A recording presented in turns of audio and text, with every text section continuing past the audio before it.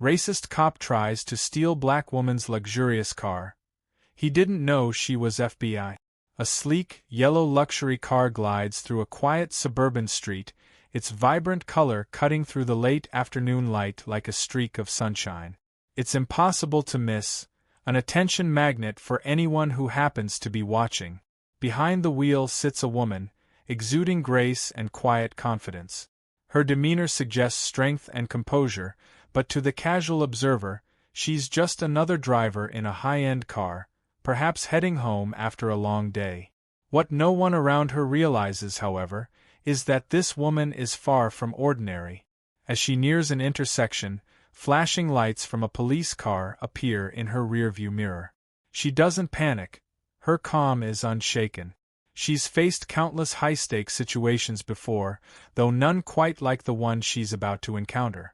The officer steps out of his vehicle, his uniform crisp, his expression unreadable. He walks toward the yellow car with deliberate, measured steps, as though his mind is already made up about what's going to happen. The woman, seated calmly, doesn't flinch. She's accustomed to sensing tension in the air. "Ma'am," the officer says, his tone smooth but firm, "can you step out of the vehicle?"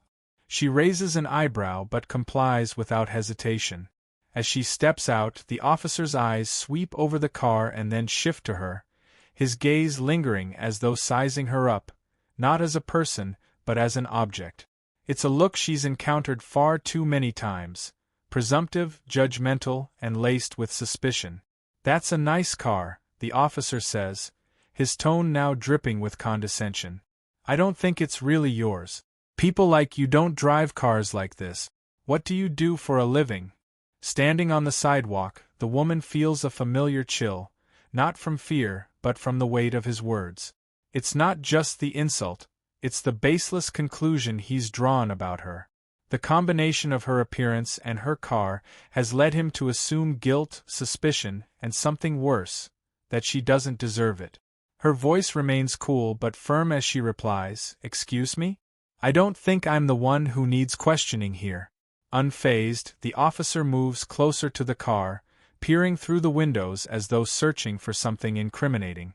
"I think I need to take a look inside," he says, stepping forward with an air of unwarranted authority. For a moment, her pulse quickens, but not from fear. Instead, it's the realization of what she's about to do. Because this officer has no idea who he's dealing with. Unbeknownst to him, the woman he's targeting isn't just any driver. She's not merely the owner of a yellow luxury car or the subject of his baseless assumptions.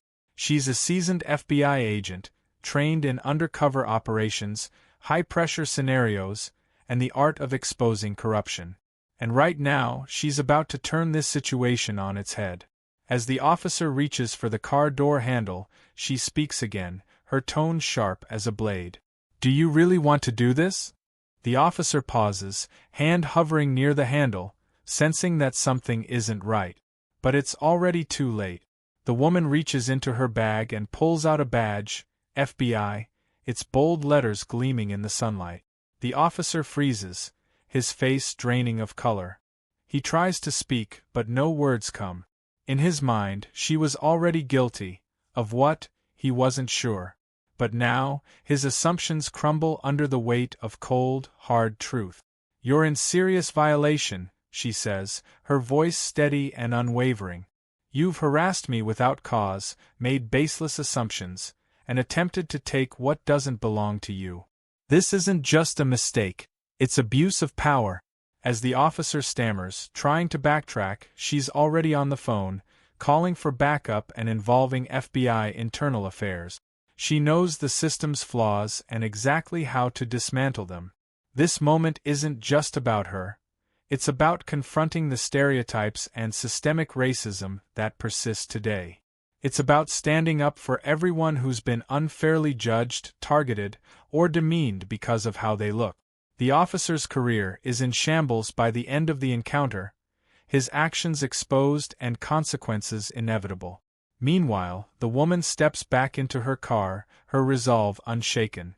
The engine purrs to life, and she drives away, knowing this won't be the last time she faces injustice.